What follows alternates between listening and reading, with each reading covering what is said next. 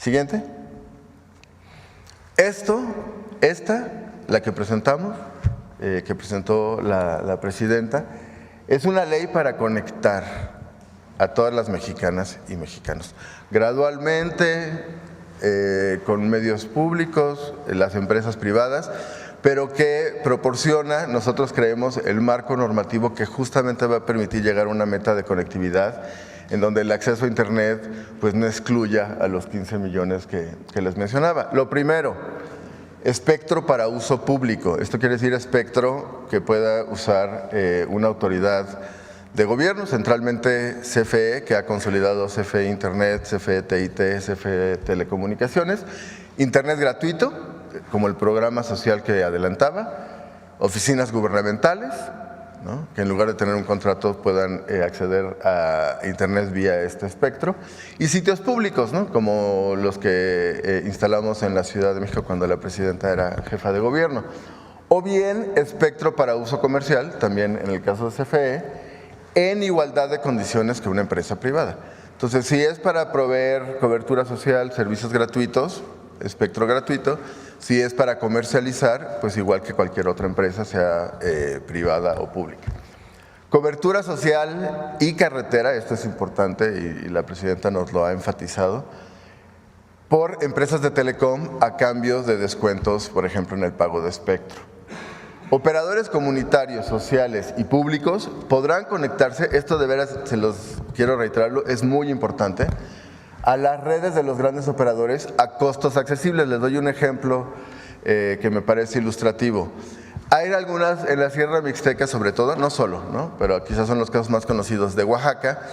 Hay algunas redes locales en municipios, localidades, que sirven para que los habitantes tengan algunos servicios de conectividad o bien de telefonía local, ¿no?, que puedan hablar dentro del mismo espacio.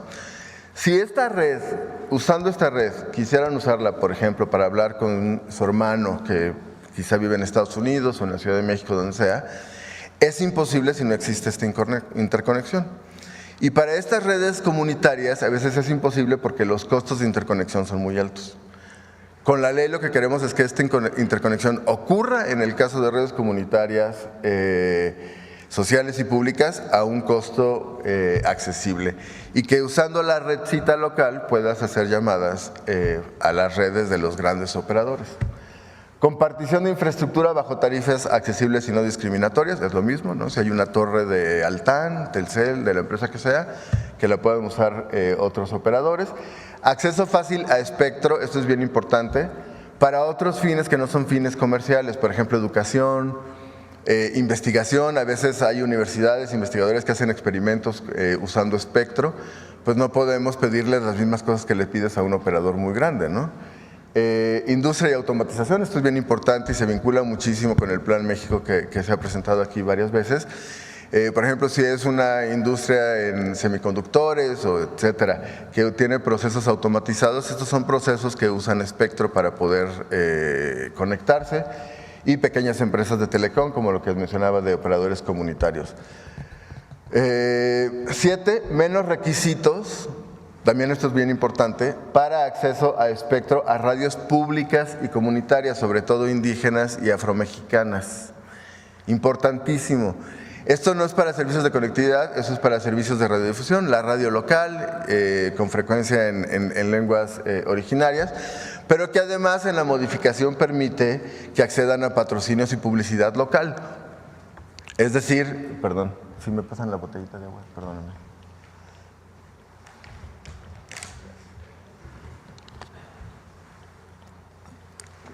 A lo mejor no se va a anunciar una empresa global, pero sí se puede anunciar la papelería, la tienda de abarrotes, cosas de la localidad, de la comunidad, que puedan aprovechar la radiodifusión para ello, ¿no? Y eso sirve para que estas radiodifusoras pues se financien un poquito, ¿no? Y por supuesto simplificación y homologación, que bueno, a eso entre otras cosas nos dedicamos en la agencia, para trámites de despliegue y infraestructura, ¿no? No puede ser complicado si queremos conectar a todos los mexicanos y mexicanos, poner trabas burocráticas para que se despliegue infraestructura, cumpliendo todas las normas que haya que cumplir, ¿no? Entonces, digamos, el mensaje que yo espero haber sido exitoso comunicando es: esta es una ley para conectar a mexicanas y mexicanos. a los 15 millones por lo menos que hoy no tienen acceso a datos y que por tanto no pueden ejercer su derecho a Internet y todos los derechos derivados de acceder a Internet. Siguiente, por favor. Otros cambios importantes, me voy más rápido. Derechos de audiencias. Estos son derechos que se adquirieron en 2014, luego se eliminaron en una reforma del 2017, de una reforma que ustedes conocen, y luego la Corte Suprema declaró declaró inconstitucional la reforma del 17, códigos de ética y de defensorías de audiencias, y esto permite, por supuesto, que las organizaciones de audiencias puedan defender derechos de audiencias.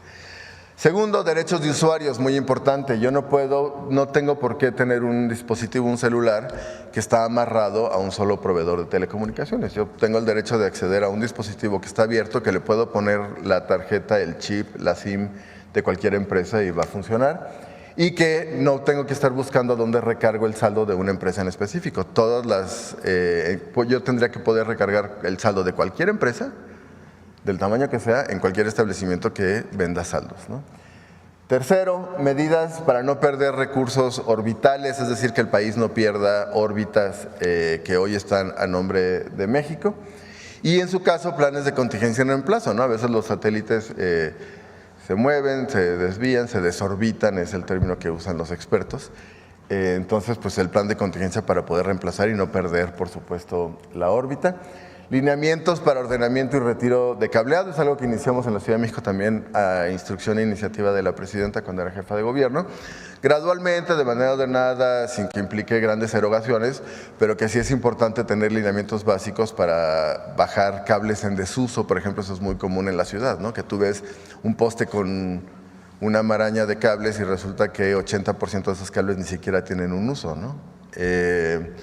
Bloqueo de señales en centros penitenciarios a cargo de las empresas de telecom. Esto es, por supuesto, para evitar mal uso de telefonía celular y llamadas al exterior, por ejemplo, casos de extorsión, ¿no? Siguiente, por favor. Una cosa bien importante que creemos que vale la pena enfatizar. El IFT se divide, y lo ha mencionado también la presidenta repetidamente, centralmente en dos funciones, y en este caso así se va a separar. La Autoridad de Telecomunicaciones, con lo que yo les acabo de explicar, y aparte el tema de competencia económica, que se iría a la nueva Comisión Antimonopolio, que estaría en la Secretaría de Economía, ¿no? Entonces, no es una iniciativa de ley que concentre más atribuciones en un solo lugar, de hecho, al contrario, ¿no? Separa las dos atribuciones: cobertura para el regulador de telecomunicaciones y competencia para la Comisión Antimonopolio, que además esperamos, por supuesto, tenga un efecto en una caída de precio de servicios que no se ha observado en los años recientes, como los mostré en la gráfica, ¿no? Siguiente, por favor. Y ya con esto termino. Algunas precisiones a la iniciativa que es importante señalar, que la presidenta ya ha adelantado algunas. Siguiente.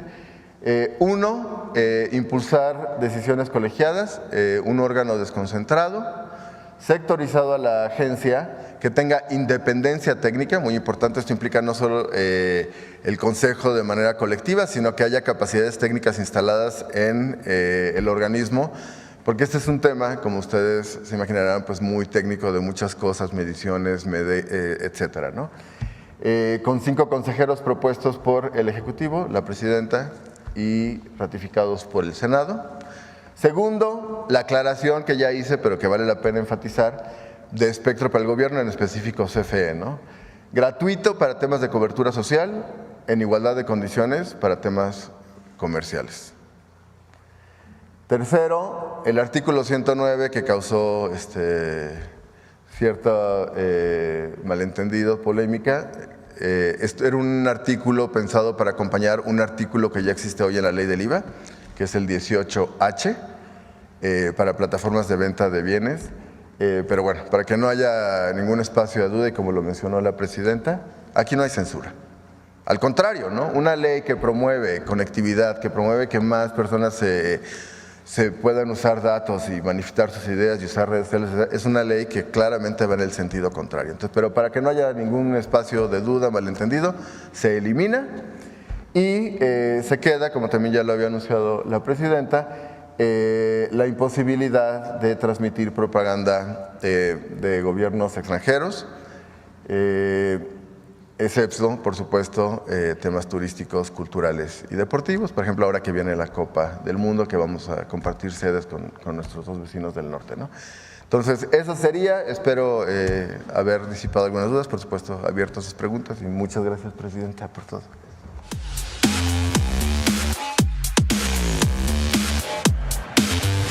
Falsas alarmas sobre la supuesta imposición de la dictadura en México. Noticias falsas sobre leyes para eliminar las devoluciones del SAT. Son algunas de las noticias falsas que el detector de mentiras localizó esta semana. 1. Del 5 al 13 de mayo, comentaristas y políticos de oposición, entre los que destacan Sergio Sarmiento, León Krause, Enrique Krause, Héctor Aguilar Camín, Carlos Marín, Francisco Martín Moreno, José Ramón Cosío Díaz, José Narro Robles y Francisco Garfias publicaron 18 columnas de opinión en contra de la elección judicial con 3 líneas de desinformación. La elección judicial provocará una dictadura. ¡Mentira! Con la elección judicial no desaparece la división de poderes. Otorga a los ciudadanos facultades que antes eran exclusivas del Poder Ejecutivo y Legislativo para elegir a través del voto a ministros, magistrados y jueces. B. La elección judicial genera incertidumbre económica. Pero además sacudió el sistema de impartición de justicia, el sistema judicial, y eso no genera certeza, al contrario, hay mucha incertidumbre, hay mucho nerviosismo. ¿Quién en su sano juicio querrá invertir con condiciones que se están moviendo, que van cambiando, que son volátiles, depende los humores de la 4T? Estoy convencida, y estoy convencida que ya lo está teniendo hoy. O sea, si tú hablas con inversionistas, yo creo que he escuchado decir que es mucho más fuerte el impacto de la reforma judicial que de Trump. ¡Mentira! Hasta el 8 de mayo de 2025, un mes antes de la elección judicial, el gobierno de México mantenía un portafolio de inversiones en el país por un total de 298,000 millones de dólares que contempla 1,937 proyectos activos distribuidos en las 32 entidades del país. C. En la elección judicial ganarán candidatos de Morena. ¡Mentira! Las candidatas y los candidatos que participarán en la elección judicial fueron seleccionados por comités evaluadores integrados por representantes de los 3 poderes de la Unión.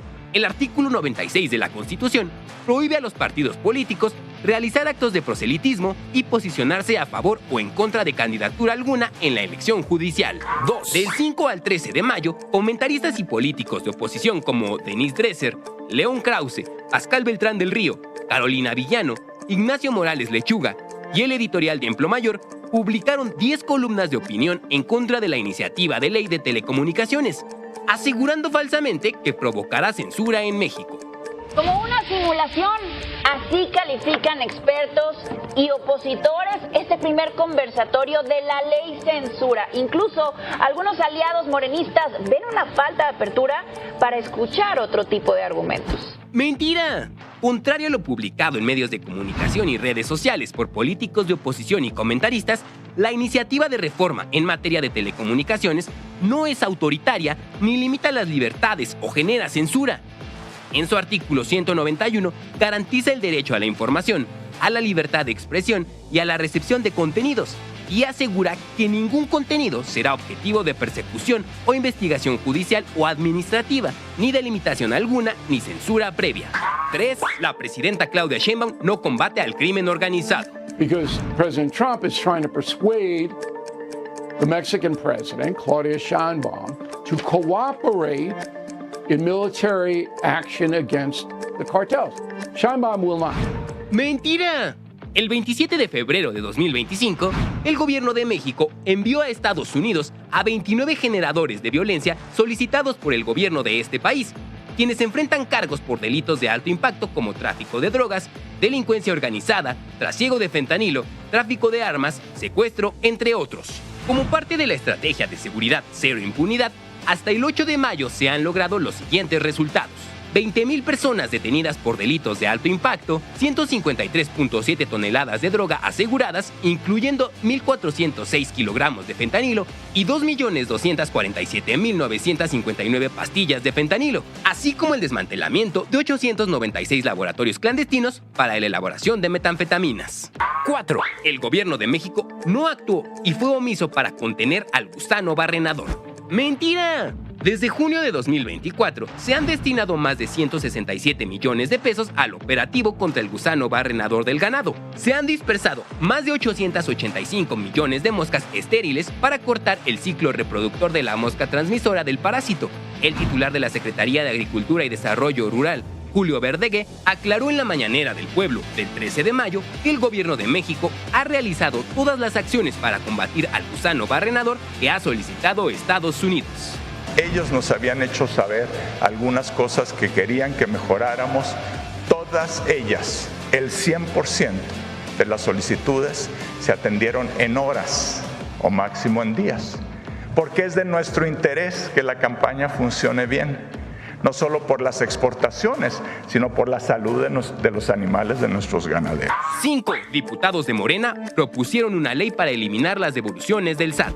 ¡Mentira! Ninguna bancada legislativa ha propuesto la modificación del artículo 22 del Código Fiscal de la Federación, que regula el derecho de los contribuyentes a solicitar la devolución de saldos a favor y pagos indebidos. Hasta el 12 de mayo, el SAT ha devuelto 35.335 millones de pesos, 5% más que el monto devuelto el año pasado.